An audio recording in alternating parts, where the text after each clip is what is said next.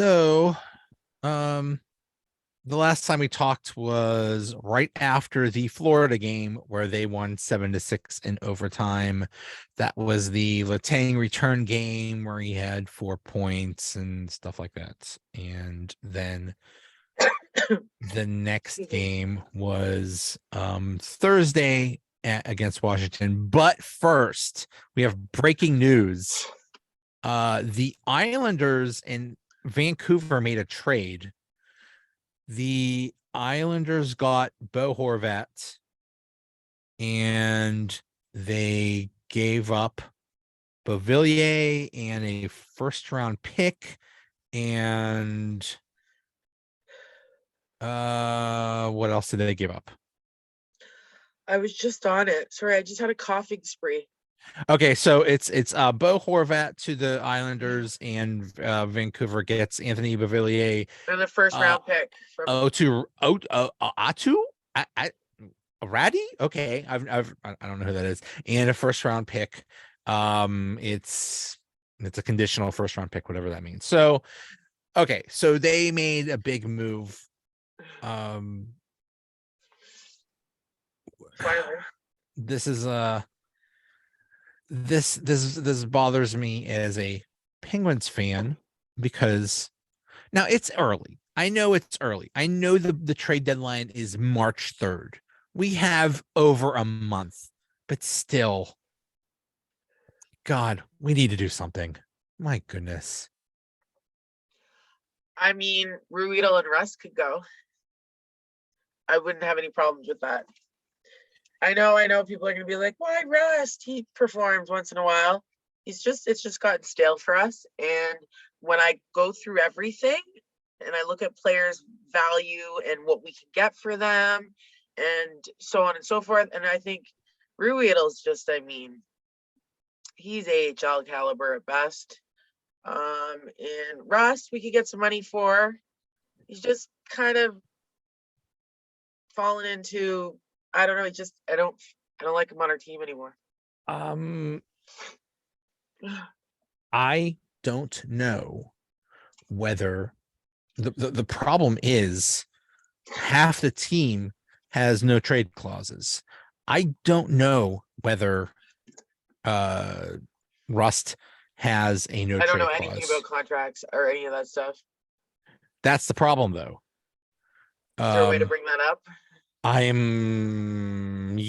Oh God. Okay, yes. Okay. Obviously Crosby does. Malkin does.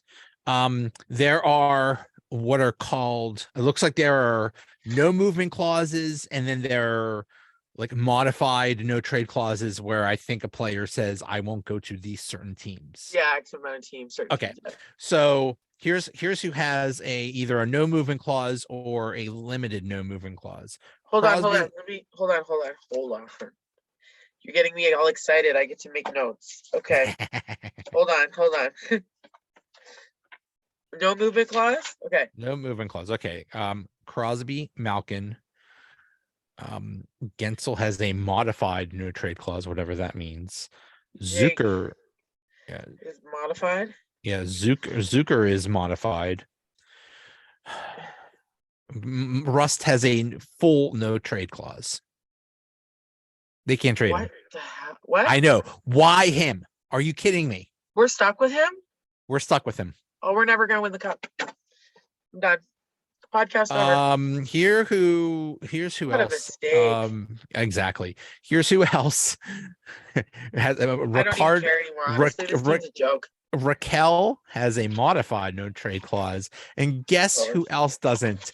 Jeff Carter has a full no trade clause. We can't even get rid of Jeff Carter.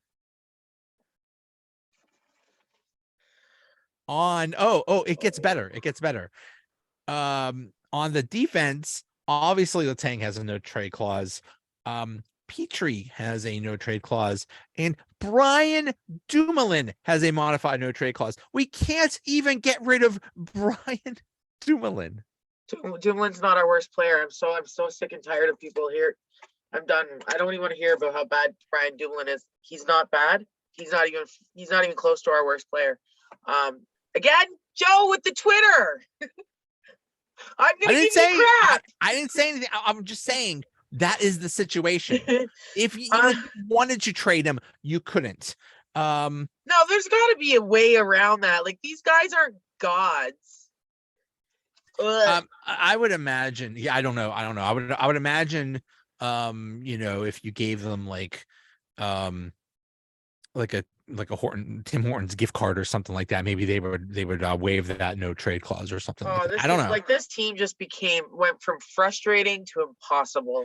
Well, that's the thing. So, uh, I want to get your thoughts on how the Vancouver coach got handled. Basically, Jim Rutherford is the GM of Vancouver now, and he basically Rutherford does not mince words. He basically says whatever's on his mind. He does not. He's probably be the worst poker player ever.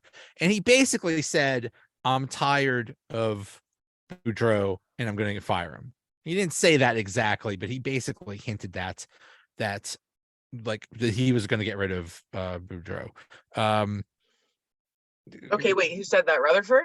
Rutherford said this. This is a few weeks ago. So Yeah. basically, Boudreaux's job was like it was inevitable that he was going to be fired. Yet he was still coaching the team. So it was a really crappy situation for him, knowing that you're going to lose your job and you're still going to get out there. The fans were behind him, the players were upset, and then eventually he did get fired. People are very angry with Rutherford with how he handled that. I think something went to Rutherford's head. He's not the same person he used to be when he was with us in Pittsburgh. I think that maybe ego has become a little bit of a problem here. And I think that's a big problem that we see in the NHL. Like, for example, we see a lot of recycled coaches and GMs in that. And I'm not going to get into that today. Your question was about how Rutherford handled, well, they in Vancouver handled Boudreaux. It was heartbreaking to me. And I could care less about the Vancouver Canucks. But as a coach and, a person that's wanted to work in the NHL since I was 11, it's like, what, 30 years? Like, I've invested my whole life into this. So I do pay attention to coaches and what's going on in the NHL in that regard.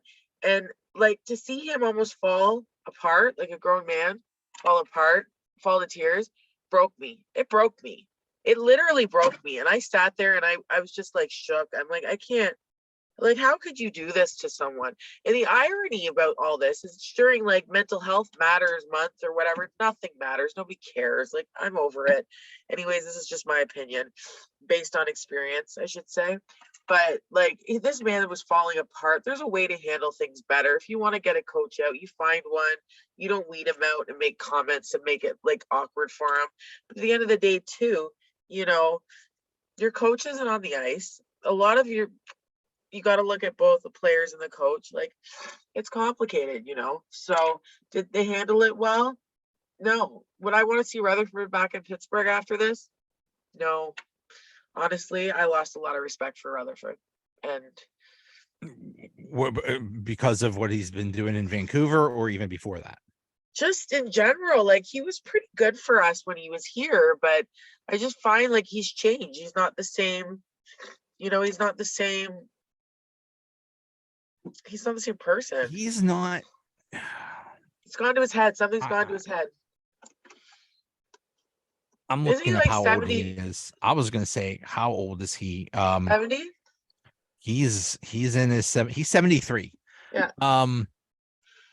I think at some point it happens to almost every GM that at some point you quote unquote lose your fastball. You lose your you just don't become good at the job anymore. And I think that's what happened with him.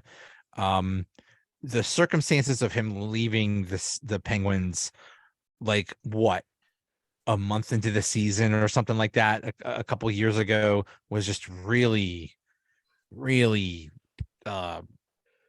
curious why, how that would happen. So that's a mystery as what happened.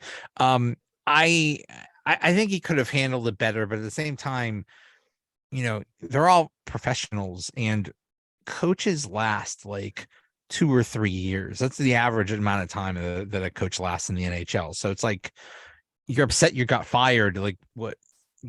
every coach gets fired. Wrong.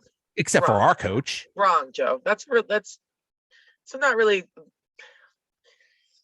Yikes. Okay, so that's not a really good way of looking at it. Like, for example, like with Sullivan, we've had him for 1,400 years now, and he's done nothing for us since the beginning of time. I'm totally biased in this, and I'm probably the worst person to talk about this. But you have your coaches as long as they're doing well, right? And that doesn't work for us for some reason because the water in Pittsburgh is, I don't know. But it's still a professional courtesy how you treat your staff, even when exiting, a company or whatever it's called, a franchise, a sports team. Everything, you have professional courtesies because you never know. These two could end up working again together. You never know, right? Stranger things have happened. So I think it's really important. You do say don't burn bridges ever in your career unless you don't want to be able to cross that bridge again, which I firmly believe in. But I think, hockey has been shown as like, a family team dynamic. Like, it's very team family oriented, but this was just like throw them out to the wood, like dogs to the again with words. I'm so sorry. Throw them to the wolves. Yes, it just wasn't it put a bad taste in all fans, not just Vancouver fans, all fans. And it was actually nice to see all fans rally around and see, his last game, Bruce, there it is, and this, that, and the other. And then just to go on that, Rick Tocchet coming in, he doesn't have the best record as a coach. And like he was going through some crap all over the internet, and I don't know what it was about, but he ended up having to delete his Twitter. And I don't know if that was personal reasons or if it was because of like Fleabag or whatever was. Oh, he was getting a lot of hate.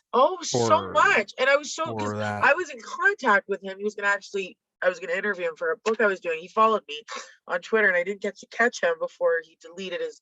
So hopefully I can reconnect with him somehow. I'm pretty sure we will.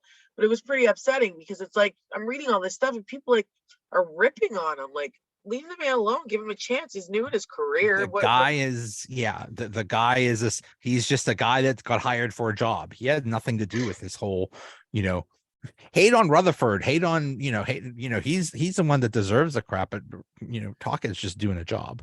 Yeah, that's why I don't like Twitter. Or social media anymore. It's just so much hate.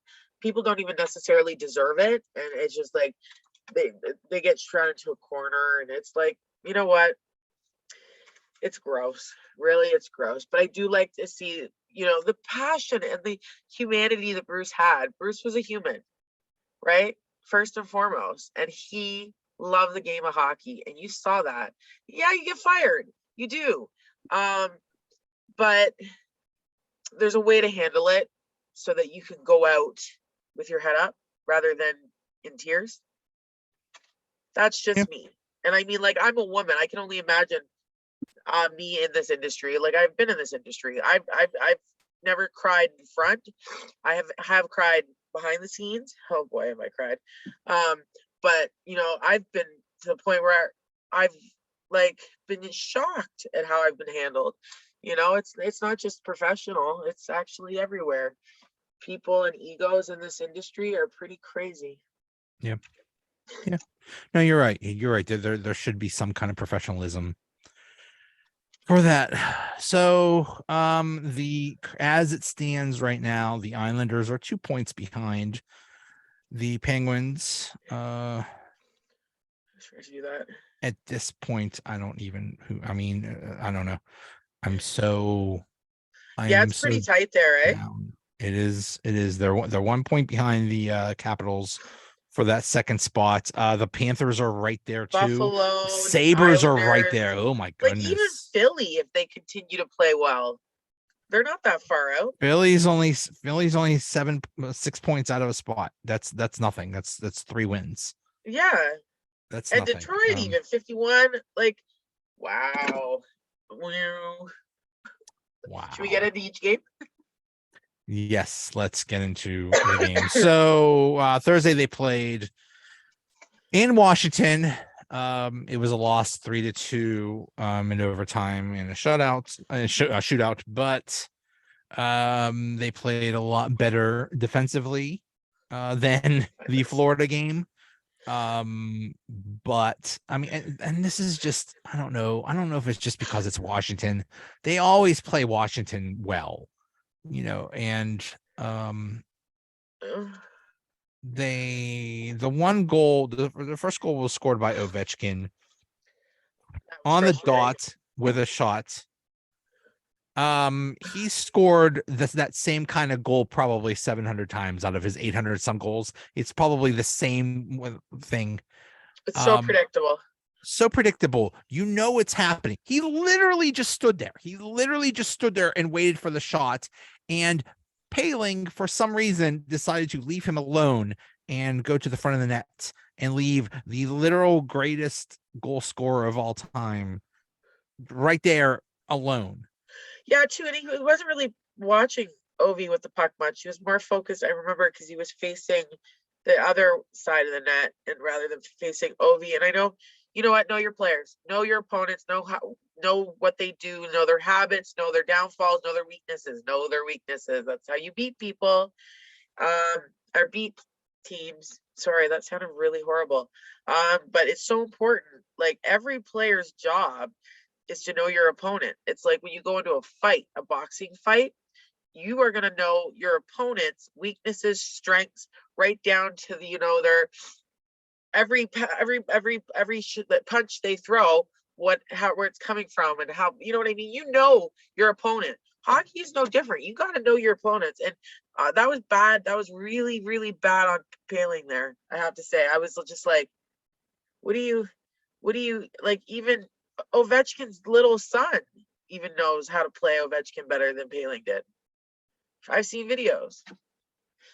It's the same thing. Oh man. It's the same thing every time. They shouldn't have one person on Ovi. They should have two people like glued to Ovi. I don't care if that puts the rest of the team at a disadvantage, shorthanded. I don't care. Let the other team beat you. I mean, Yeah, Ovechkin well, is, shutting down Ovechkin is literally like that's probably going to be your best objective, like shutting down your the offensive strengths on the other team. But you know, priorities. yeah.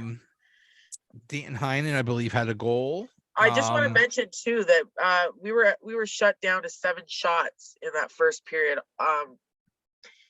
Uh, Washington outshot us 22-7. Okay, that first period, the Penguins looked horrible. Yeah, They they were were being slow.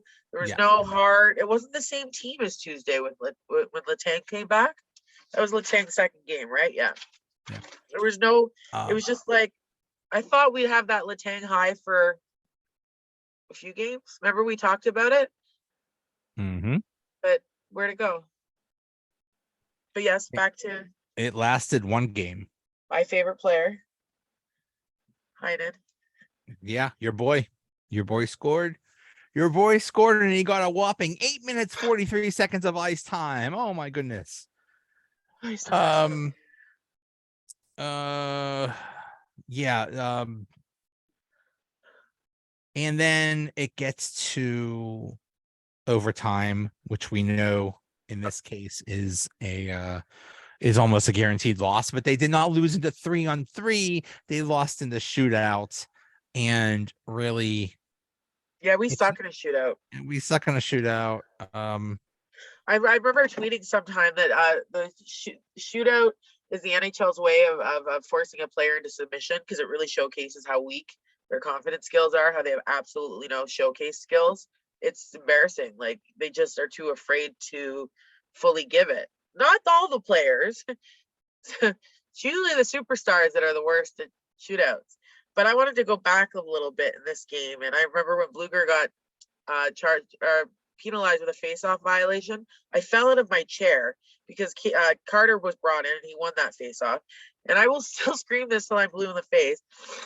I don't understand why Carter is not on the center. I don't understand. I know he's not your best player, but I don't even know why he's on the third line anymore. He should be demoted to the fourth line. But I don't know. One thing that bothered me about this game, and I know I'm going to get some heat for this. I saw Mr. Crosby hanging around the net a little bit too much. Right on the net. Like he was cherry picking something fierce. He was there. He's not, I've noticed him do this in the past, but not as much in this game. And honestly, it was pissing me off, Joe. I'm just like, get away from there. Get away from there. What are you doing? Do the work. My notes are here. Do the work. Don't be a cherry picker. Like I understand Wait, sometimes you put yourself there. He was hanging near the net. Yeah, on the other side. I don't know, the left side. So it would have been his way of shooting. So he's just standing there waiting for the puck to come. Yeah. That's something I've never really noticed of him. I've seen him do, all players kind of do it, but he was hanging there long, and I'm like, what's wrong with you? I know he wants to win. He wants to get I don't know. I don't like it. I don't like it. I think it's cheap. It reminds me of another player that plays for the other team.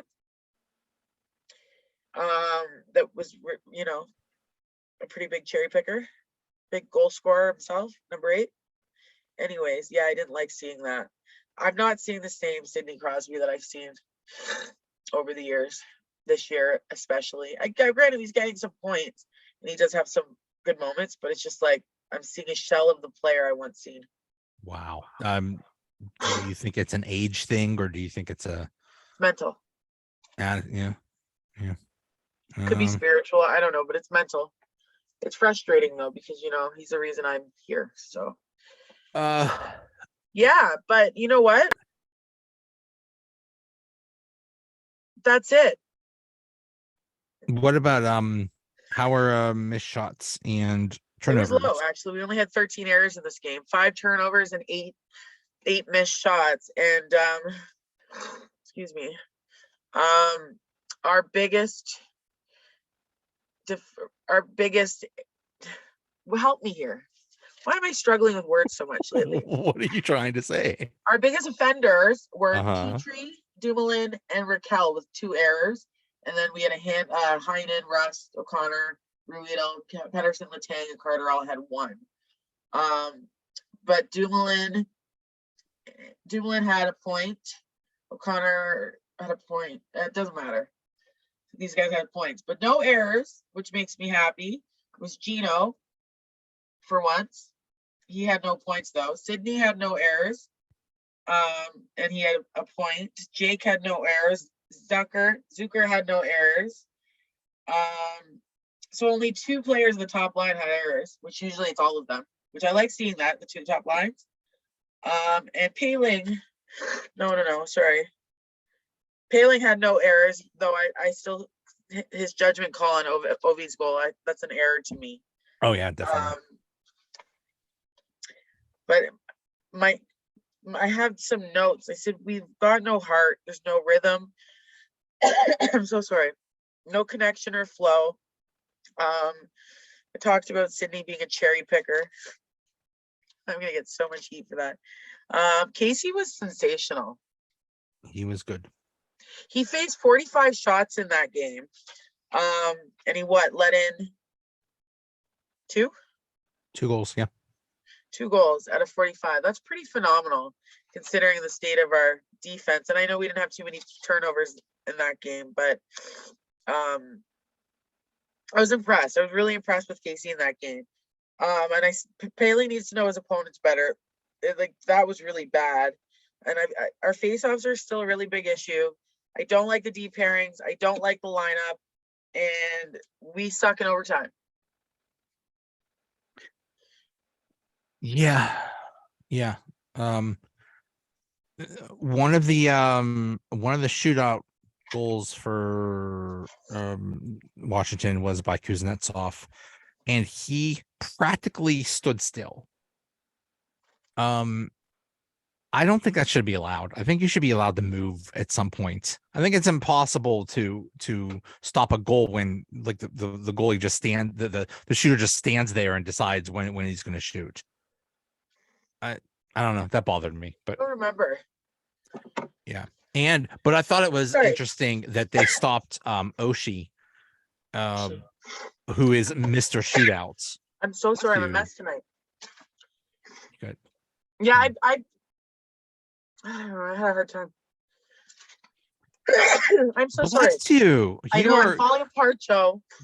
allergic to turnovers. That's what. That's I'm what it allergic is. to errors. I'm Yes. allergic to errors. And it's funny actually. I noticed in Sydney's post game after the Sharks game, all he did was talk about mistakes. He calls them mistakes. I call them what they are, errors. Because a mistake isn't a mistake. Once you do it twice, it's choice. So let's talk about the Sharks game. They lost 6-4 Saturday night against the Sharks. We went with the same lineup, exact same Going lineup. with roll with the same lineup.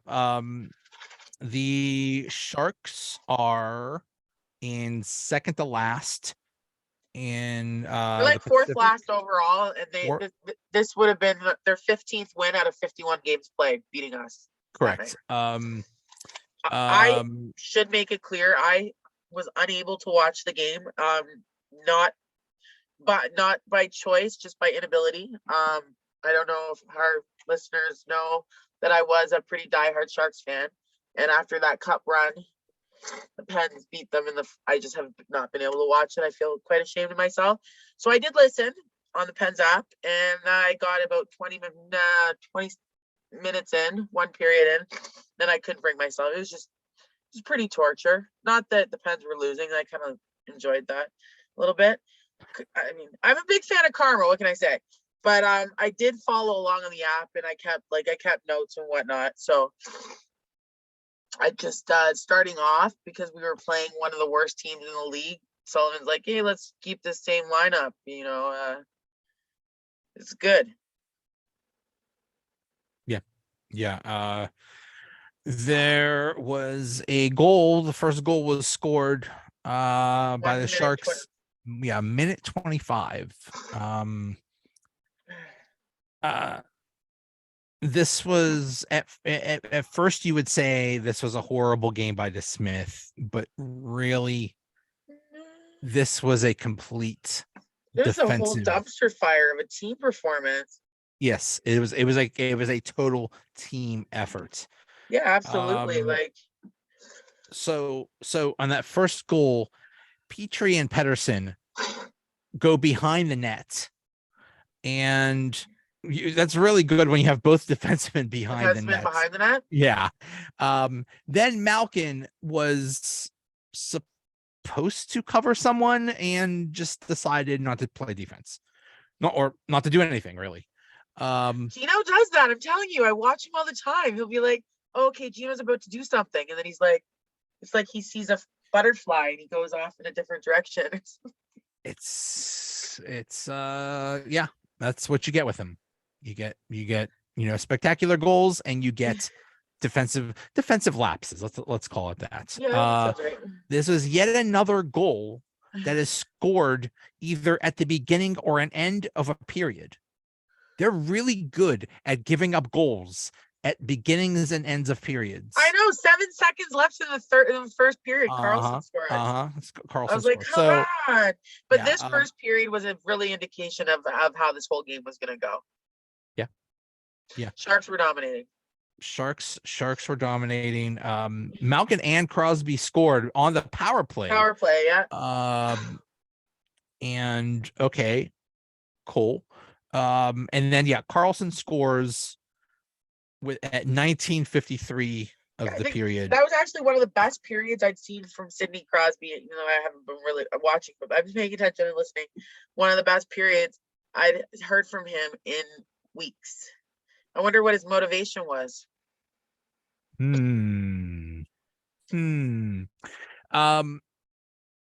This was basically the second goal by the Sharks was Erik Karlsson coming in, and he basically pinched because it was the end of the period and nobody touched him. This is basically being blamed on Poehling yet again, not being aware to say, hey, there's that team's best player. Maybe somebody should cover him. Yeah, Poehling's not good at reading his opponents. I did make note of this. He needs to understand who he's playing better. You're not just showing up to play a hockey game. Your job is, you're paid a lot of money to know who you're playing. Yeah. Be smart. The Gino So turnover led to our Sharks' third goal in the game. I had to segue into that. that's exactly what happened. He turned over. Not only that, he turned over the puck actually twice in that sequence. Yeah. No, that was the Yeah. third period. He did two. This was the goal where the Sharks player basically cut through. I think it was Petrie and Petter and Raquel, and he cut through them like he was like they were standing still. And So frustrating. what are we doing? What are we doing? So frustrating. It was extremely frustrating. Paling scores shorthanded. Okay, cool. So now it's 3-3. But at 17:07 of the second period, Sharks are like, the Sharks score again to make it 4-3. Okay. I'm just here to listen to you complain with a big smile on my face. This is just really confusing for me. Malkin scores in the third period at 10:06 to make it 4-4. So 2 goals for Malkin. Cool. And then on the go-ahead goal by Logan Couture at 15:35, for some reason, I mean, it looked like there was goaltender interference, and for some reason, the Penguins did not challenge it. So, hey, who cares? It's only the game deciding goal. Why should we? Why should we? Usually Sullivan's pretty sharp on those calls. Yeah, I mean, it looked like interference. I don't know. I don't know what they were thinking there. And then there was an empty net goal. Let's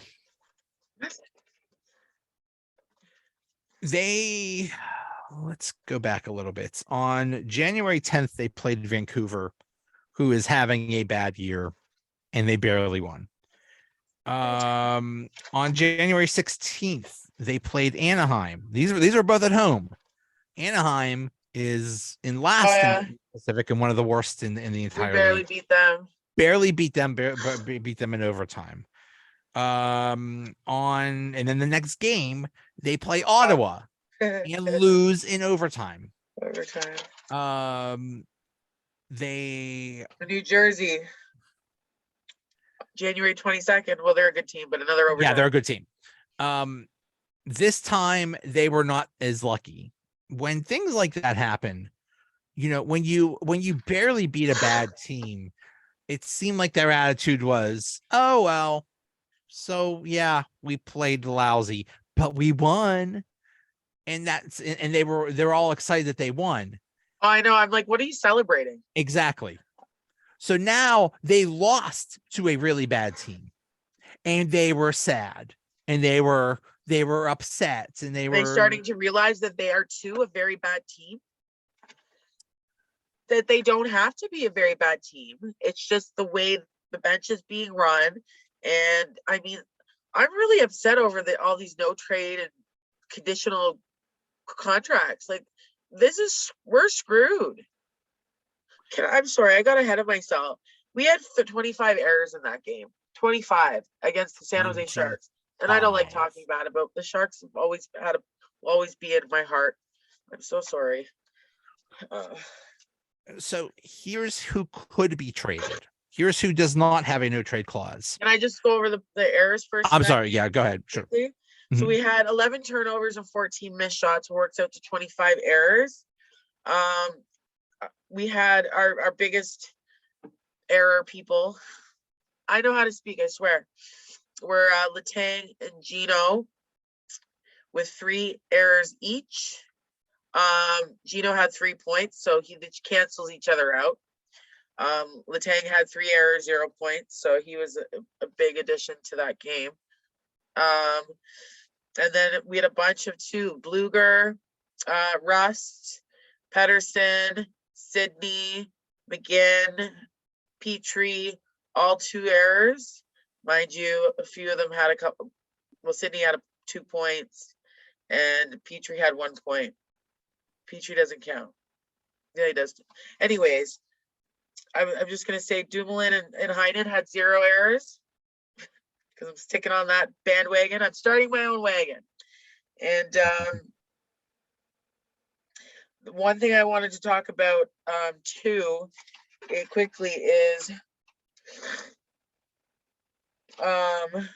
in those 2 games, we had a total of 16 turnovers, 1 was low, and 22 missed shots.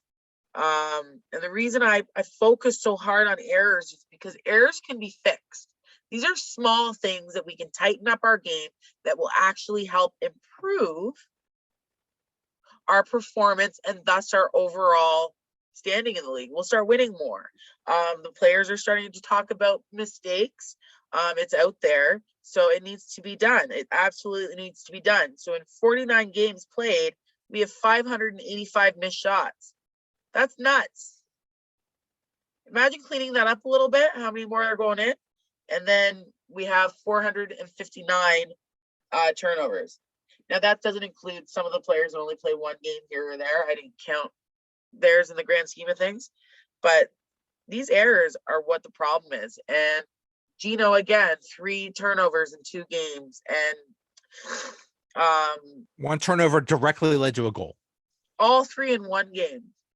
That was all against the Sharks. So Russ, Bluger, Letang, 2 turnovers, 1 per game, basically. And it's like, you know, these are like veteran players that have won and are paid very well and that are making the most mistakes. I'm offended. As a fan, I'm offended. I'm not impressed. And now I hear about these no trade contracts and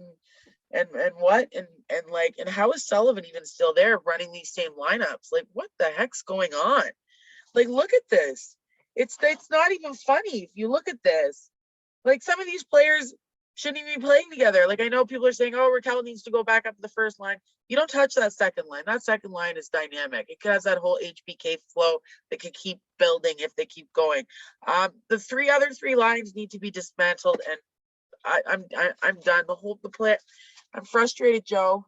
Why did you talk about no trade? Why can't Russ be traded? Send him to Because the he's moon. smart. He has a good Smart? agent. What, does he not want to win the Stanley Cup? Does he not want to play for a team? That's not smart. Oh, No. let's limit myself to a team that can't grow because everyone's got no move contracts and we all suck. Sounds like that sounds smart to me. Rust has a no trade clause. The same reason that we had to bring back Malkin, that we had to bring back Letang, that we had to bring back Raquel, because it's all about to bring feeling back the wrong good. person. Sorry. It's all about feeling good. It doesn't matter about winning. It's about feeling good and just playing with our friends and just going out there and having. I'm not going to say they're having fun. They're just going out there and doing what they want and playing with who they want. And it doesn't matter. You know, this is all about feeling good. We forgot about winning. You know. I heard that Hextall's not even going to do anything. He's not even going to try to make trades or anything like that. So you can't move anyone. Everyone's stuck. Everyone's Pittsburgh Penguins for life. Here is Penguins for life. Here who does not have a any. Okay, let me actually write this down for real. Like, I got so upset last time. Okay, you have Brock McGinn. Who the hell wants him? He's making 2.7 million, which is insane. And they have him for they have him for the next 2 years. So Brock McGinn, 2.7, 2 years is a no move. He's available. He could be moved. Oh, okay. Teddy Bluger is making 2.2 million. Now he is a free agent after this year. Bye. Get out of here. But I don't care about the end of the year. I care about now. Your boy Danton Heinen is only making $1 million. This is the problem I have with this guy. I don't understand why he's not getting the hours. Give him a chance. Give him a full game. I don't like this. I'm angry. I don't understand this. Like, how is Mike Sullivan still coaching? I'm hearing speculation that maybe he's lost the room. Again, again, he's lost it over and over and over and over again. We've watched that numerous times over the last 5 years, 6 years, but well, okay, this is the latest time. When you have these kind of defensive breakdowns, they're saying something about it. He's telling them, hey, be smarter. They just don't feel like listening. And when the players don't feel like listening, then you've lost the room, bro. Now, from what I understand, they can't get rid of Sullivan either. He just signed a contract like this past summer or something like that. no, all contracts can be torched. I don't care. Yeah, yeah. And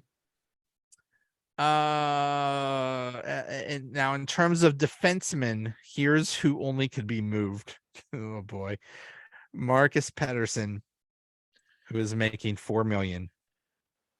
He can be moved. He can be moved, and I think that's your only option.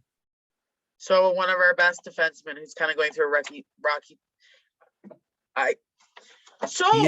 What other teams are out there? Carolina's looking really good, eh? I watched. Yeah, let's pick another team. Let's pick another team to follow. Yeah, that is really their only option, is getting rid of Pettersson. He's making $4 million, and he's going to be making a little much for what he's making. Pettersson, actually, you know what? Everybody's been playing like crap lately, but Pettersson has been our best defenseman. No offense to Chris Letang, he just hasn't been it. He had one good game when he came back. I'll give him that, but Letang hasn't been at what he was the last 2 years so far, up this year before his, the loss of his father and of course his stroke. But he wasn't anything special up until those incidences. Also available is P.O. Joseph, but he's only making $825,000. I want to see what's his name come back. Smith. So we're stuck with this team until I don't know, the asteroid hits. What? Yeah, what? We're waiting. Who okayed this? Kapanen does not have a no trade clause. But then who the heck wants him? Probably be gone, but that's not really a make or break. He's not going to make or break us. Well, his salary is, because he's making $3.2 million this year and next year. So basically, their options are trade Pettersson or McGinn or Bluger or I don't know what. We're screwed. Or Kapanen. We're screwed. We're screwed because that's all screwy. That's there's nothing there. There's no value there. No, that's to get an actual good player who's going to want to come and play with Pittsburgh with a bunch of old men. And I mean, Kapanen is one of our fastest skaters. So to lose him. Wait. Kapanen can go straight to hell. He is one of their fastest skaters. What has he done? I would never send him to hell. That's what he could go. Don't stay off Twitter, man. Honestly, you guys drive me nuts. So Kapanen, what can Kapanen do? If he's playing with the right line mates, he can do a lot. And now since he's lost his confidence, his coach's confidence, and thus his teammates' confidence, it's going to affect his play. So you are telling me Kapanen can go straight to, I won't double say that word again, but that only makes us slower? Okay. Yes, he's fast. He does not score. He gets one hat trick a year. That's it. That's better than how many other players are getting a hat trick a year? One game out of 84? How many other players are getting more than one hat trick a year on our team? Okay. He is not living up. My point is Kapanen could be better if he was utilized better. And I've said this, and I'll say it till I'm blue in the face. Mike Sullivan does not run his bench efficiently or effectively. I think those are the same two words, but I said with the same conviction.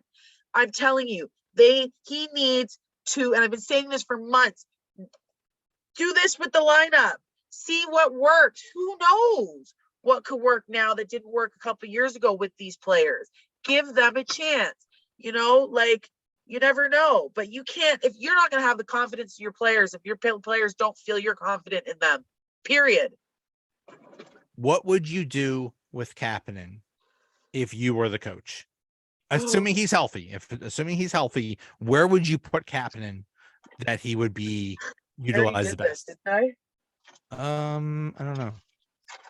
I'm pretty I sure told you to fix the team. this is when you gave me homework, and I did. Yeah, I gave you homework for 4 days because I was like, and your brain exploded. My brain, I couldn't fix it. I'm like, I looked at everything. I went through so much, and I was watching games over again, and I'm like, yeah, who wants to deal with this? It's tough. I there is no. I mean, Carter needs to go. Carter's not going to go, so the best you could do with him is put him on the fourth line. Yeah, we're screwed. We're screwed. You know what? It's pointless. I could tell you what should happen. It's not going to happen because there's no room to wiggle on this team.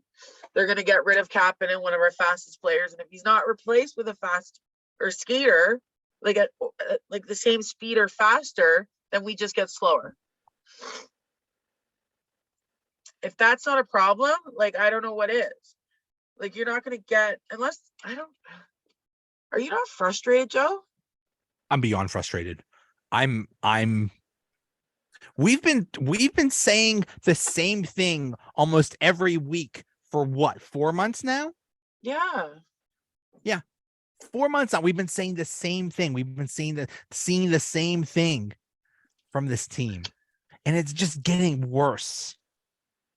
And the only good thing that happened is they finally realized, hey, maybe we're not good when we're losing 6-4 to the Sharks at home. That was bittersweet, man. I'll be honest. Like I did tell you, I haven't been able to watch the Sharks games, Penn Sharks games since 2015-16.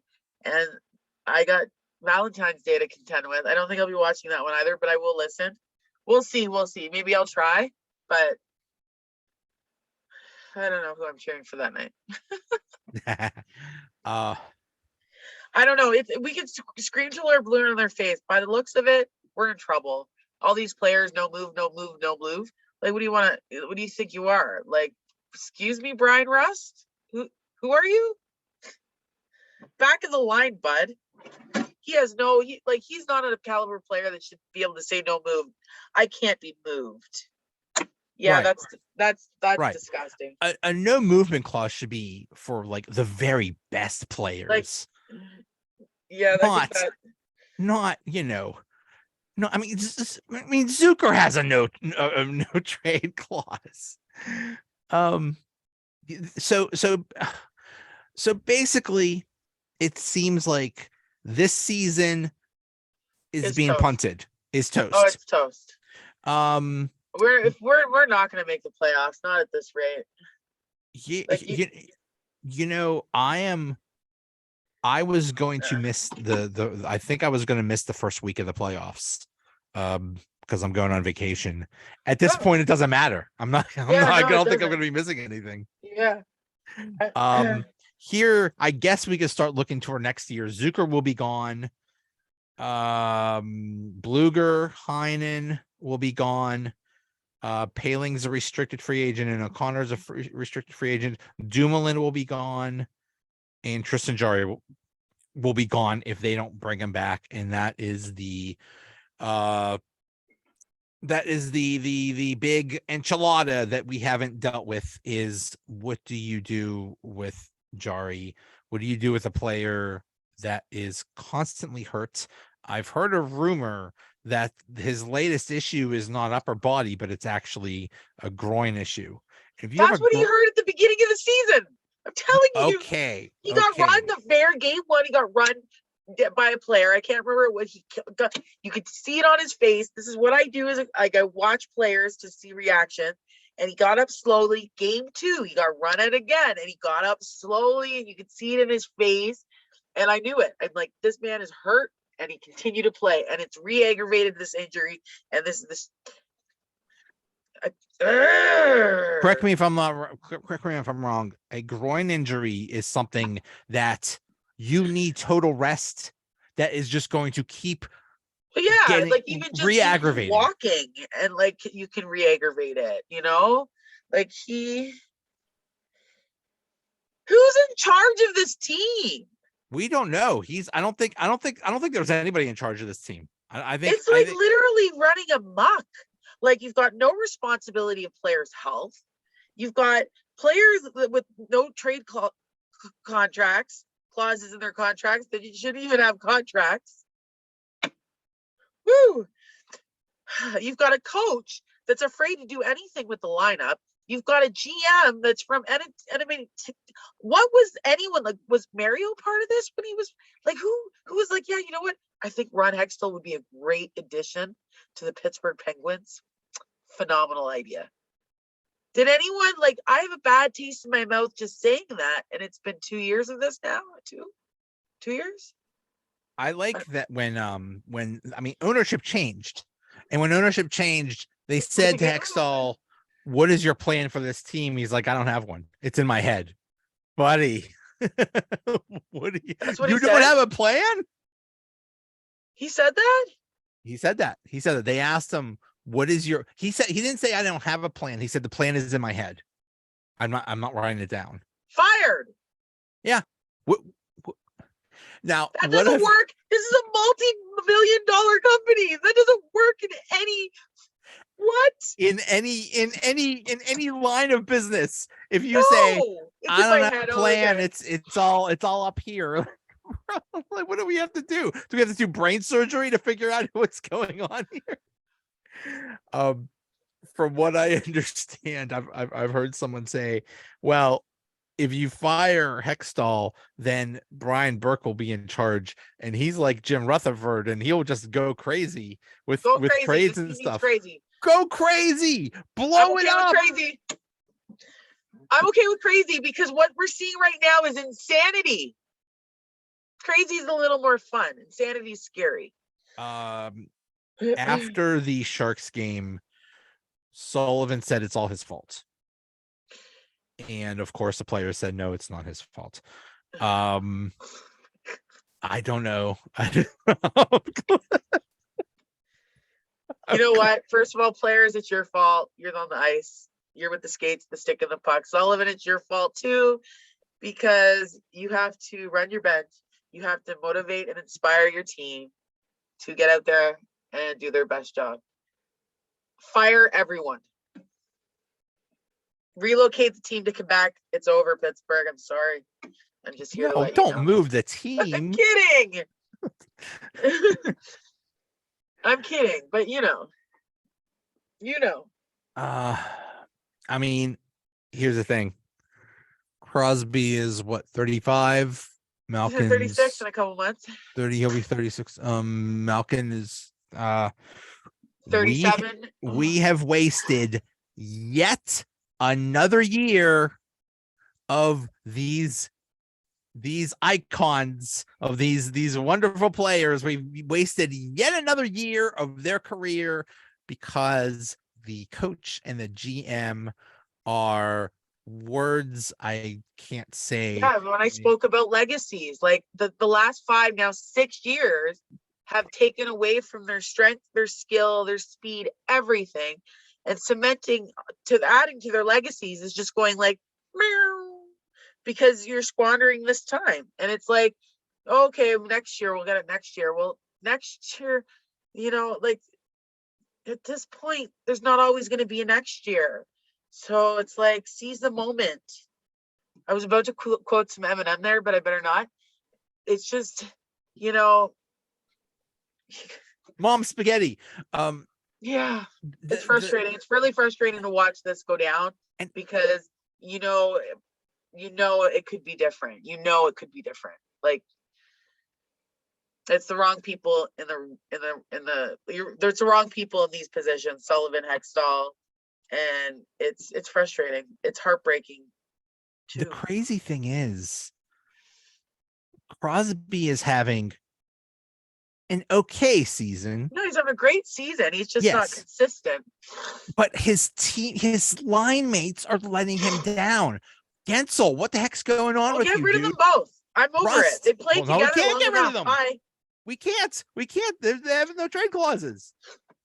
Oh my god. How Why? would you like? How would you like to be at a job that no matter what you did, they couldn't get rid of you? If I would worked at McDonald's and I just, they ordered a burger and I took the burger and I threw it in the customer's face or something like that. Too No, bad. You can't get rid of me. There are things that can get people out of these contracts, of course. But yeah. What the heck? I wish I would. Oh god. That's crazy. We basically have to look to next year and find out what happens. But So you were stuck with Gensel and Rust and yes, Letang yes, and Gino. yes. And We're stuck with Gensel, Rust, and Raquel, and Carter until 2020, until next year, oh boy. well, I hope you enjoy losing. I hope you just I hope you just like to watch hockey despite the outcome, because this team's not winning. Not with these people in the positions of power. Not Sullivan's inability to bring up some youth. That's the thing that could be changed if they felt like it. You could bring up, basically, from what I understand, Puustinen in Wilkes-Barre is basically like Kapanen, but God forbid we would play him, because we gotta shove Teddy Bluger out there, who basically isn't the same player. Since he got something, his jaw messed up last year. He has not been the same player. Yeah, players that get hurt, they don't come back the same always. Sometimes it takes them a few years. Yeah. Because of fear, like it is scary to get hurt. It is scary. I don't care if you're man, woman, or child. It is scary. And especially when you get to a certain age, it's like, well, I might not come back from this. And I've got family, children, and some of us. And it's like, it's scary. So yeah. We need some youth, we need some speed, and we need Sullivan and Hextall, and we're stuck with Brian Rust, really? We're stuck with Brian Rust for God. That's it. Well, he just signed a contract and he's 30 years old. How long? Oh my God. At least 2027, 28. He signed a 6-year contract. Oh my God. He signed, we have his guy for the next 5 years. Oh my goodness. That was a mistake. It was a mistake. Don't get me wrong, Rust can be good still, but he's just not consistent. And he does not have any deserving, neither does Jake. Neither one of them deserve to be on the top line anymore. I'm sorry. And now I find out that both have no trade clauses.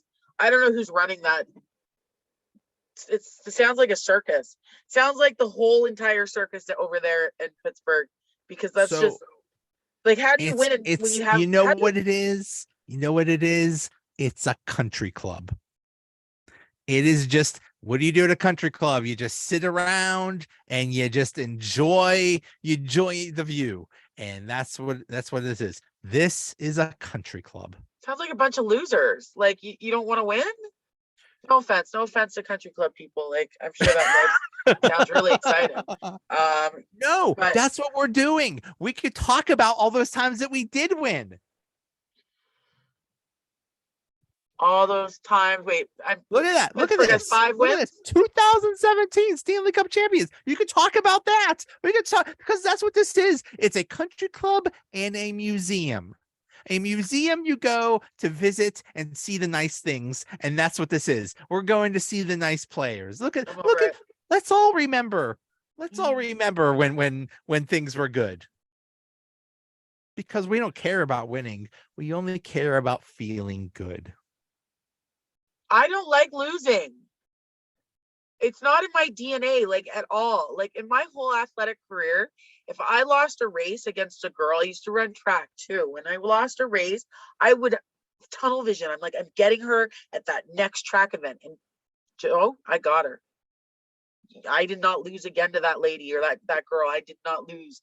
And I'm telling you, where is that winner's instinct with this team? You know, They insist I need a on drink. they insist on doing things their way. You mentioned, well, if you lose Kapanen, then you lose speed. This team has lost speed, but they still think that they're fast, and they're not. They're arrogant, complacent country club museum. That's this team. Yeah, They're not the Penguins. They're the arrogant, complacent country club museum pieces. well, it's like I guess this is where legacy characters, players' careers go to die. Then, Yeah, and that's really depressing. we're just this is a retirement home. Is basically what. There you go. Would It's a you wake up put? call for me too as a fan. I'm like, I don't want this. Well, you know what? At some point, people are going to realize, oh, they don't care about winning. I'm not going to show up, and nobody's going to show up to games. And then maybe when ownership sees that they're losing money, maybe they'll think, "Ooh, maybe something's wrong here." That's unbelievable. Would you put Heinen on the first line? On who? Put Heinen on the top line. Absolutely. I try that for 2-3 games, 100%. 100%. I've been saying it all season long. The guy does not have any errors. Granted, he doesn't have enough ice time to make any, but Right. I know that he is hungry enough to put his best foot forward. I've noticed in my time being a Pens fan that players that get slotted with Sydney tend to bring out the best part about him. Hold on. Restart schedule for important. Okay. I don't know what's happening. I'm sorry. Is something happening? No. Okay. What? My computer. I'm not a computer person, so I'm like, new message. What's this? Yeah. You notice players will work harder for that spot because one, the pressure of playing with Sydney, they don't want to let him down, and Sydney will work harder to make that player feel, useful. He doesn't make it easy on them. I tell you that much because it's definitely hard playing with Sydney, but he works harder to make, and I'm telling you, that's how it starts to ebb and flow, that line. Get these, and I love you, Jake. Love you.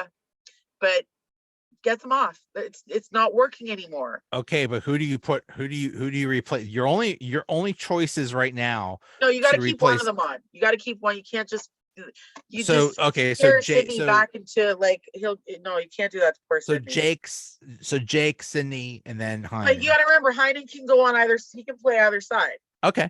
Heinen can play either wing. So that's what we do first and foremost. But you know what? These big attitudes with their no trade clauses, they're not going to want to go down to the third or fourth line. We're screwed. Yeah. This was a big mistake. Maybe I don't know who did this, but it was a really big mistake. This is what crushed this team. Yeah. I'm angry. I agree. I'm protesting. I'm writing letters, and yeah, that's it. Yeah. But that's what I would do. I would try and slot Heinen up there. I mean, what else do we have? Would I put O'Connor? Paling 100% not. Luger 100% not. McGinn, we've tried him up there. Kapanen, we've tried him up there. Kapanen does not deal well with pressure of Sydney, so no. Yeah. It's more than just lineup changes. But it's also more like we've got no chemistry, and our deep pairings are complete. It's a Well, lot of remember, mess. you can't break up Pedersen and Petrie because that's the greatest defensive pair since sliced spread. So your only choices are to put P.O. Joseph with Letang and put Dumoulin with Ruedel for Who's now. saying Petrie and Pedersen are the best? They're not the best. Um, Who's well, saying well, that? well, guess. Who? Anyone on Um, Twitter? Don't listen to them. but If they've that's what. never played hockey or watched a lot of it or coached it or worked in it, aside from writing newspapers, oh yeah, I'm an expert. I'm sorry, they're not an expert. I know, I sound awful, don't I? That's why I get all the job offers. This girl sounds like a complete egomaniac. No, yeah. It was proof when that one, and I'm not going to use his name, but said that face-offs don't even matter. Literally at the beginning of the game, if it doesn't matter, just chuck a puck into and then just everyone go for a free for all. Like, no, face-offs are very important. So yeah, stop listening. I'm coming there, Joe, and I'm gonna give you heck. You keep listening to We're the not ones letting that you. don't know. We're not letting you in the country not for restrictions and stuff because we're afraid what you would physically do to these players. Yeah. you would climb the glass and start taking people out. No, I'd definitely be chirping them pretty hard. Usually I chirp the other team, but this time I'd be chirping them. What's that? What's that thing that net thing to help with the accuracy? Tutor. Shooter. My sister is actually shopping for one to send to the Penguins. Shut up. She is. I love it. Hi, Angela. Yeah, the girl, Angela. She's If you do it, send from love from Jennifer in Toronto too. She loves you and she's You can looking for a you can shooter get tutor. it at what's that, Pure Hockey? Okay, you would know the places to get stuff Oh like yeah, that. I got a membership. Where is my book? Yeah, no, you can get them everywhere. I'm pretty sure. I don't know if you get them at Dick's, maybe. Wherever Probably. yeah, maybe.